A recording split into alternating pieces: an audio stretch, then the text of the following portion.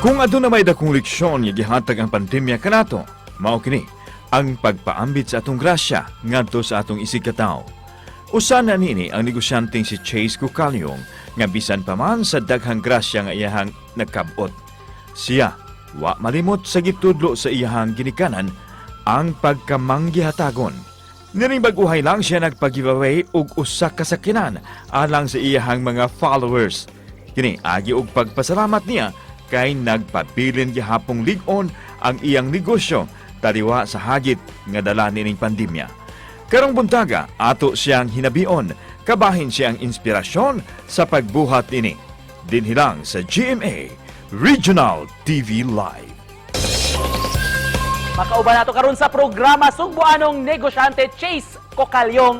Mayong buntag ug maupay na aga, Sir Chase. Welcome sa GMA Regional TV Live. How do you usually start your morning, man sir?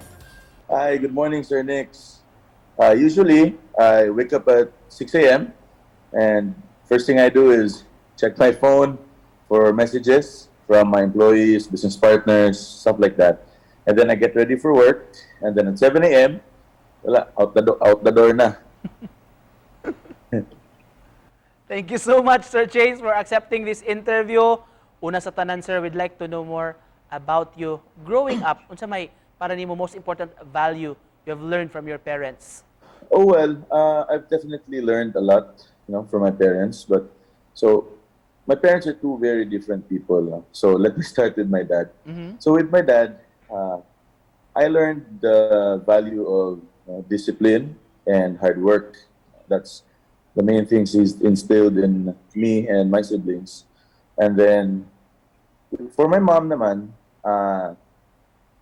she's the one who taught me to be, to be kind, to treat people the same, whether it be the sidewalk vendor selling fruits to a business billionaire. Dapat we treat them pareho ra jud.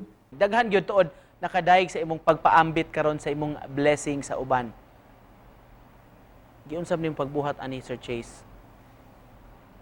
Actually, one reason is because I've been blessed to be able to persevere ang atong mga negosyo, among family business and akong mga personal negosyo nga dili man singon maayo jud kay daghan kay pandemic man, pero relatively well and surviving, and I've noticed that other people na have, we count our blessings and other people have not been as fortunate. This is the first time, Sir Chase, nga gibuhat nimo ni kini paghatag og mga giveaways during Christmas? Publicly, yes, because I'm not really a fan of advertising, help.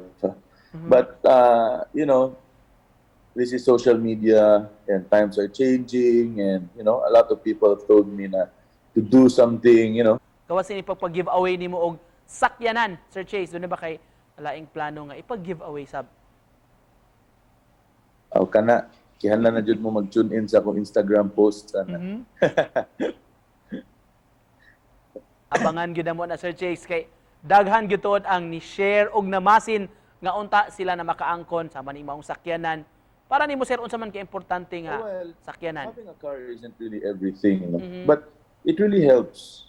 Example, it helps saves you time. Well, instead of waiting for the commute, and then for small and medium business owners also, it's also helpful for item deliveries. Sir Chase, kining pagpaambit o papanghatag labi na karong panahon na tan-aw nimo importante man ni samtang atubang patas pandemya? Well, as I said before, like a lot of people are suffering during this pandemic. A lot of people are down on their luck, down on themselves. Some lost their jobs and loved ones. In my own very small way, I wanted to bring back the excitement and happiness talaga, and hopefully someone who really needs it wins. Kung unsa may mensahe nimo, sir, sa posibleng makadaog ug makaangkon gyud ning maong sakyanan? Well, out of I think we have around 60,000 people who've joined, at least 60,000. We have to validate the results pa. And if you're chosen to be the lucky winner, it means that it's really meant for you. Kasi imagine 1 out of 60,000, what are the odds, right? But everyone has equal odds. Ug isipan na po, Sir Chase, mensahe nimo sa atong mga kapuso nagtan-aw karon. If I had one message to give, it would be that hopefully we are nearing the end of the pandemic. It's to, keep your head high, keep putting in the work, keep working hard, and be patient. Daghang kayong salamat for joining us this morning, mga kapuso. Negosyante nga si Chase Cocalyong. Salamat, Sir Chase!